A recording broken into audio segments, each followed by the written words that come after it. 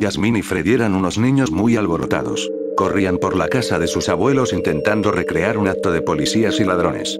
Aunque no lo pareciera, la encantadora Jasmine, una niña agraciada y de largo pelo castaño, era la que siempre convencía a Freddy de hacer travesuras, que normalmente acababan en una regañada hacia Freddy de parte de sus padres. Un día de visita a la casa de sus abuelos, los padres de Jasmine y Freddy los dejaron jugando en el patio con la advertencia de portarse bien, lo que traducían como no rompan nada. Los niños desplegaban todas sus energías a lo largo de la inmensa casa de sus abuelos, metiéndose a todas las habitaciones y lugares donde solo un niño de pequeño tamaño podría entrar. Fue así como ambos terminaron metiéndose al sótano de sus abuelos, que antes se encontraban tenebroso. En ese polvoriento lugar hallaron reliquias propiamente dichas. Encontraron muchas valijas de oro, ídolos brillantes, incluso muchas monedas de diferentes países y de diferentes épocas. Mientras rebuscaban más el lugar, Jasmine encontró un curioso frasco transparente cerca de lo que parecía ser una cabeza de mono. El frasco transparente tenía letras en japonés escritas con tinta roja. Freddy, precavido como siempre, le dijo a Jasmine que lo devolviera antes de que lo rompiera y, como siempre pasaba, le echaran la culpa a él. Por su parte, Jasmine no lo encontraba muy interesante que digamos. El frasco parecía estar vacío por dentro, a pesar del ligero peso que tenía. Entonces, sin percatarse, el frasco se le resbaló de sus pequeñas manos, rompiéndose en el suelo por completo. Freddy llegó a ver cómo un polvo blanco se esparcía por el suelo y empezaba a deslizarse por el sótano. Ambos niños decidieron perseguir aquel polvo para no levantar sospechas de la travesura que habían realizado. Al verse acorralado, el polvo se deslizó fugazmente hacia la boca de Jasmine, quien se atoró con él mismo y se lanzó al suelo tosiendo aquel extraño polvo. Freddy llamó rápidamente a sus padres para que auxiliaran a su pequeña hermana. Así pues todos, incluyendo sus abuelos, la llevaron al hospital más cercano al ver que tenía problemas para recobrar el conocimiento. Los doctores asumieron que el polvo que ingirió Jasmine debió de haber sido tóxico o dañino. Aunque el frasco estaba en la casa de sus abuelos, ellos juraron no saber de este. Es más, la mayoría de las cosas de aquel sótano eran reliquias que había heredado el abuelo de la familia de un viejo amigo suyo, que era japonés de descendencia. Freddy tuvo que soportar semanas de no ver a su hermana, jugar solo en casa y siempre estar con la curiosidad e intriga presente en su pequeña cabeza. Empezó a ver constantemente a sus padres llorar, incluso escuchaba peleas en la noche referidas a su hermana. Después de muchos intentos por visitarla, y ante muchas lágrimas que Freddy derramó en su ruego por ver a su hermana, sus padres accedieron a llevarlo, pero solo por unos minutos. Según sus padres, Jasmine había cambiado un poco. Freddy sabía que algo le había pasado. Al llegar al hospital, vio a su hermana echada en la cama en un estado muy deteriorado. Estaba pálida y muy delgada, casi irreconocible, pero lo que más lo sorprendió fue ver que su vientre estaba completamente hinchado. Sus padres lo sacaron de ahí, pero Freddy quería hablar con su hermana. El padre le dijo que ella no era la misma y que no era conveniente, pero Freddy empezó a discutir sus razones y expresar que era su hermana y que tenía el derecho de hablar con ella. Entonces su padre lo acompañó. Freddy miró con algo de temor a su hermana ahora inexplicablemente embarazada, y la saludó. Al principio creyó que ésta no lo había escuchado, pero luego se volteó y le dijo unas palabras que ni él ni su padre entendieron. El camino a casa se extendió por la pelea que tenían los padres de Freddy.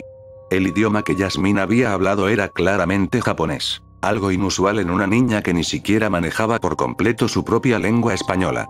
Freddy escuchaba diariamente a sus padres hablar de hacer que un cura viera a Jasmine, pero era siempre el padre quien se negaba.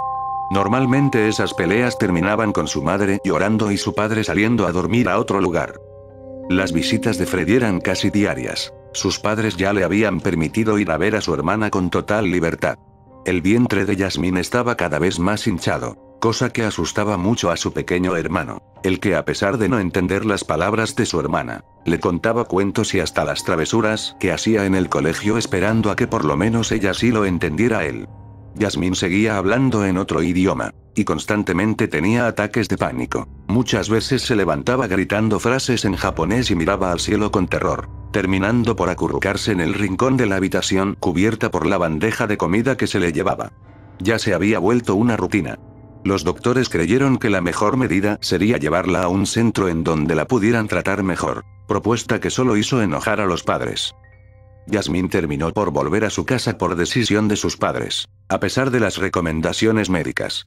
La pequeña se veía más delgada y mostraba siempre esa paranoia. Salía a altas horas de la noche solo para contemplar el cielo y pasar aproximadamente una hora sollozando en el suelo. Muchas veces intentaba comunicarse con su hermano, jalándolo y diciéndole en palabras incomprensibles para él algo con una expresión de terror. Se lo decía y señalaba al cielo, lo agitaba con fuerza, pero era inútil. Su pequeño hermano no podía entender lo que le quería decir. Fue una mañana de octubre que Freddy se levantó por los gritos de sus padres. Al parecer Yasmín iba a dar a luz. Fueron los cuatro rápidamente al hospital para atenderla. Yasmín se retorcía de dolor mientras se tocaba el bulto que tenía en el vientre. Freddy y sus padres esperaron afuera de la sala del hospital mientras los doctores se hacían cargo del estado de la niña.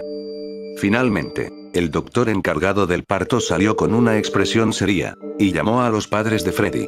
La madre se llevó una mano a la boca al escuchar lo que el doctor le decía. El padre solo cerraba los ojos con lo que parecía ser una expresión de dolor.